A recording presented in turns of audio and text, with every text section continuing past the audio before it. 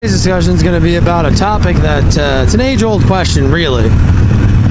Can you have too much horsepower? So, depends on who you ask. There's a lot of different opinions, but I'm going to give you kind of my rundown. So, yeah, you've seen some videos posted by now of just me kind of playing around with some other bikes, riding various bikes in Americade, doing some impromptu racing with some of my friends and what they have, and you know, just kind of what we've what we've established of what our bikes can do compared to each other. So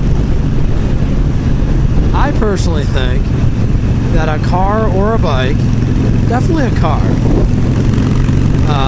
that's in the 12 to 13 second quarter mile range is pretty much the sweet spot, and I'm going to make a case for why.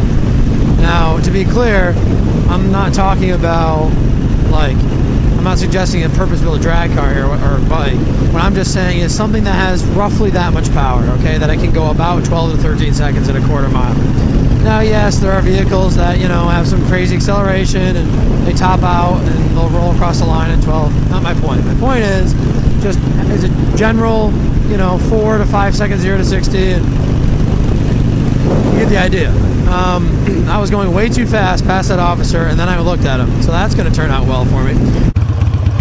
I think 12 to 13 second quarter mile is the perfect speed because, actually it's ironic that I just passed a police officer, it is the maximum combination of enjoyment on the road while also being slightly trackable if you want to, and still something that you can have fun with and not be destroying speed limits. So if you have a car, here's my logic, right? So it takes approximately 4 to 5 seconds, right, to get from 0 to 60.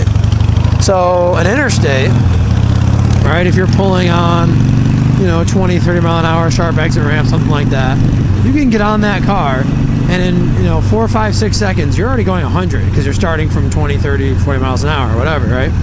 So you've only been in the accelerator for whatever, 4, 5, 6 seconds, which is really not that long, but it's enough time to have a little bit of fun, and then you can go a little faster if you want, whatever. But you can do pull after pull and really kind of stay within that 100 mile an hour magic number. And I only say that's a magic number because I feel like under 100 you can kind of sort of get out of tickets sometimes, and just get like a lot easier sentencing. Over 100, a lot of states and stuff, they love to throw out reckless driving and things like that. So you know, that can just be a big buzzkill. But that's kind of my magic number there. So a vehicle in that relative power range is going to give you a good feeling of, you know, acceleration G's, which is of course always fun.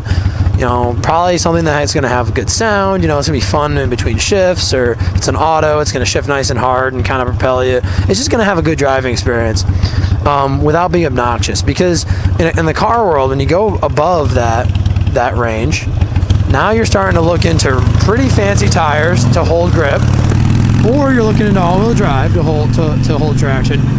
That has a whole, you know, both those things have a whole host of cost implications and stability and all that kind of stuff, right? You know, the all-wheel drive car costs more. The tires for a two-wheel drive car are going to cost way more, you know, to really have something sticky enough to hold, you know, actually be able to use that power. In the bike world, similar story. However, I think a lot of that comes down to just like general safety of, you know, man, when you're on a motorcycle and you're starting to crack 100 miles an hour on the road, if anything goes wrong, you know, you don't have the slide pass you do on a track. You don't have your full leather suit on, most likely. I mean, when you're on the road riding that hard, and listen, I've done it. I'm not putting myself on a pedestal here. I'm just saying it's a very real risk. A public roadway for a motorcyclist is honestly not the best place in most cases to be cracking well into triple digits. You know, you're just, if anything happens, you're at a lot more risk than on a track. Tracks are made, literally designed to have crash zones. At least a good track is. It's a lot safer. So something to consider there. You know, if you have a vehicle, again, especially a motorcycle, it's so powerful. I mean, I would argue it can just kind of outrun reasonable speeds on roads. You know, if your top speed's in the 120 to 150 range, that's pretty good for the street. You know, that's probably about as fast as you should consider going on the street. Just food for thought.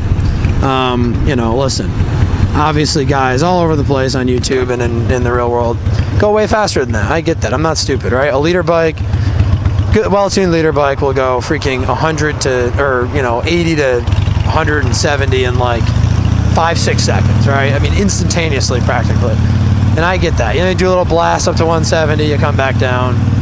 Open highway, hey, you know, whatever. I'm all for it. It's probably super fun. Never actually ridden a leader bike that fast, but it's probably super fun. I'm not arguing that one bit. And I have more power to you.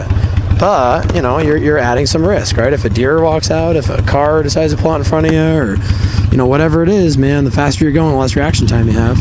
So, on the car side of things, any car that is faster than that, 12, 13 second range, generally, nowadays anyway, unless it's some, you know, custom drag car or whatever, generally handles obnoxiously well in corners. And on the street, in order for you to enjoy that car, if you do want to kind of, you know, play around a little bit with the limits of traction or whatever, right? You just want to drive spiritedly into corners. In order for that car to be fun, you're going to be going so incredibly far above the speed limit around what is, in a lot of states, pretty blind corners, just because of trees and houses and mailboxes and everything else. Again, you're just kind of playing with fire, right? You're really pushing the limits of what's actually safe on the road. You know, it's one thing for a car or a bike to be able to handle the physical curvature of a road, or, you know, whatever it is. It's another thing to be able to do it safely and account for a dog running out, a person running out.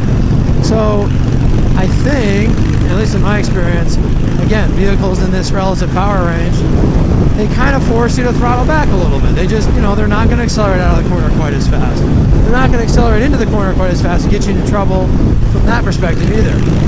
You know, I mean, as it is, right, like, I mean, I can just take this thing, crack the throttle, you know, and I can hit triple digits pretty quickly, right? And this is not a particularly powerful motorcycle.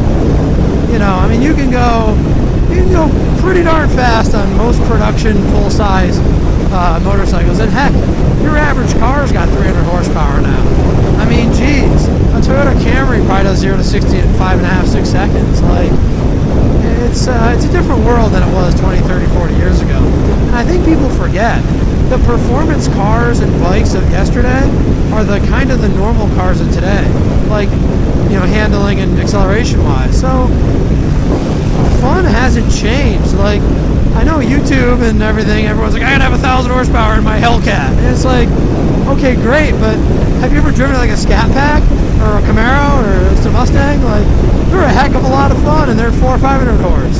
That's plenty to have fun on the road. Now listen, if you're a die-hard track guy and you want to go super fast, dump power into that thing, more power to you. But that's not most of us, let's be honest. I mean, what percentage of people are tracking their bike or their car?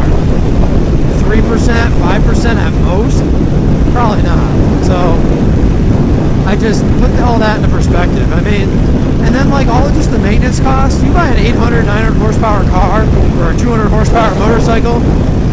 I'm not putting down any manufacturers, but these are really high energy density motors. Like, they're going to wear out a little bit faster, all else being equal. I mean, you can only get 200 horsepower out of a turbo, whatever, you know, 1000cc engine for so long. Like, it's going to wear out. And it's just, you know, the initial price is a little bit more. So, you know, you're spending a lot of money. Hey, if you have the money, more power to you, but maybe you don't actually need it. Maybe you can save a couple bucks and still have actually almost more fun, because there is absolute truth to driving or riding something slow fast than riding something fast slow. It's a very real thing. It's kind of cliche, but it's cliche for a good reason. Yeah, so it's all a factor, you know.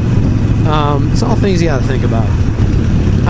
Life is precious, and I'm all about having fun. Like, man, I really love riding. I kind of forgot how much I loved riding because I hadn't been able to ride. You know, you can watch the videos on my comeback ride video. That'll explain all that. But yeah, I wasn't able to ride for a while. It really gave me a renewed appreciation. But it's a risk you have to weigh. And hey, driving my Camaro spiritedly is a risk you have to weigh. You know, you gotta balance all these things out. You gotta be very thoughtful in what you decide to do, and take great care.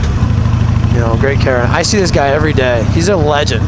Dude looks like he's 75, 80, riding his trike. I absolutely love it. Everything about it. That dude's just living life. Now there's another thing. I'm gonna get on a slight tangent here, then I'll end this video. Hey, that guy at 75, 80, right? Okay, his reaction time and stuff maybe slowed down. He's lived a good majority of his life, right? Let's just assume he's had a really good life. He's lived a good majority of it. At this point in life, you know what? He could totally say to himself, I'm going to buy a freaking leader bike, and if I kill myself on it, I've had a good long life anyway. And I wouldn't blame the guy. I'd respect the absolute heck out of that, right?